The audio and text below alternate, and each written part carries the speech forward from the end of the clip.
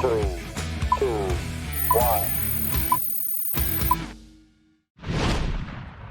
Leave it to the rookie to get things back on track for the Orioles as Keegan Akin delivers 9 strikeouts in 5 innings in the Orioles' 5-1 win over the Braves. And we're breaking it all down here on MASN All Access Extras. We're joined by Hall of Famer Jim Palmer.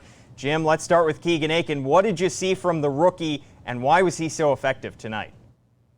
Well, he had great stuff, used all his pitches. Brennan Miller, the home plate umpire, pretty ample strike zone, kind of a nice thing to happen. But 39 pitches to get 2 outs up in New York. Second time in a week that he had faced the Yankees. Looked like they had made some adjustments. Club didn't play particularly well defensively. I don't think they had to take him out, but 39 pitches in 1 inning. So Brandon Hyde gets him, comes back on a normal day rest against one of the better hitting teams in the National League. A team that's going to the postseason. But again, he threw a lot of strikes, probably had the best fastball. Again, got ahead.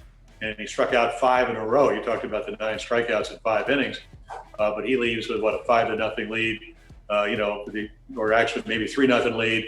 Tate comes in, gives up a run, but they had a couple of runs. And I don't know if a 5-1 victory in today's game is an easy game, but it looked pretty easy. But Akin really set the pace. He was outstanding tonight. And what do you think of the defense behind Akin as well? We saw some nice plays from Jose Iglesias, Hanser Alberto helping to turn a double play. Do you think the defense was able to pick up Akin as well? Well, he's a good guy to play behind when he's throwing strike one. And, you get into all those pitchers counts. I think one of the things that the Orioles tried to do last year in his first year at AAA, because he dominated at AA down at the Bowie with his fastball, is not to have him be predictable. But even in the big leagues, you become more predictable when you get behind hitters. Again, in New York, didn't have the command that he had tonight or in the 2 previous ball games.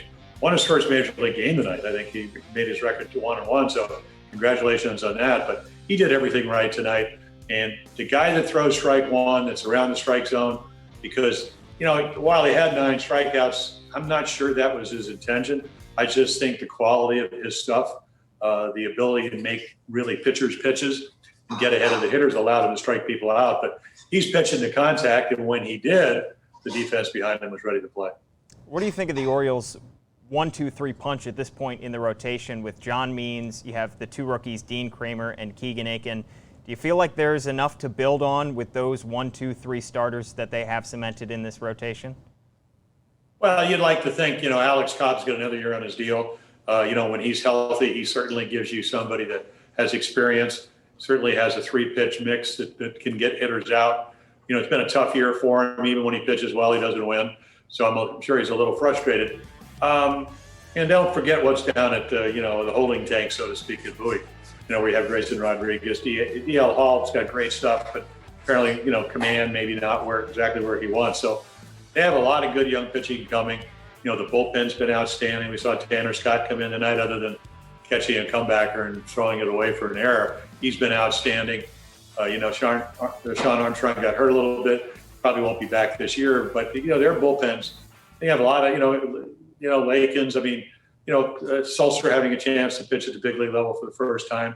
Dylan Tate, much better out of the bullpen. So I think just the pitching in general.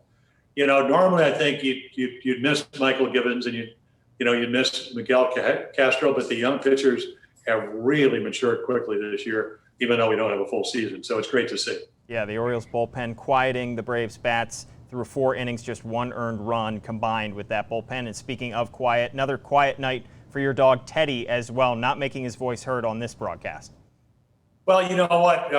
I had had the game on, and when they said the final score is 5-1, he came sprinting down the stairs and with a big bark. So he's very aware the Orioles won tonight. He'll have a good night's sleep. And, big series coming up with the Rays. Obviously, they're one of the better teams, not only in baseball, but certainly in the American League, lead the American League East. But it's nice to win games, play the role of spoilers. It's a little different team than the Orioles swept early in the year, even though, Austin Meadows is back. He was hurt the last time. I think he had COVID-19. But even though he's been struggling, he was their best offensive player. So, it's a good barometer to kind of judge yourself by. And, the Orioles are not at full strength. Mancini out all year and Santander. But again, this is a very resilient ball club, and it's it's great to see, it's not only Brandon Hyde, it's his coaching staff. They've done a great job to make this a pretty competitive ball club. So hopefully with, about 11 games to go, something like that, 11, 12 games, that will continue. Yeah, doubleheader tomorrow to start that series at home against the Rays, so something to watch there. But Hall of Famer Jim Palmer, thanks so much for hopping on MASN All Access Extra to break this one down. You're welcome, Paul. Take care.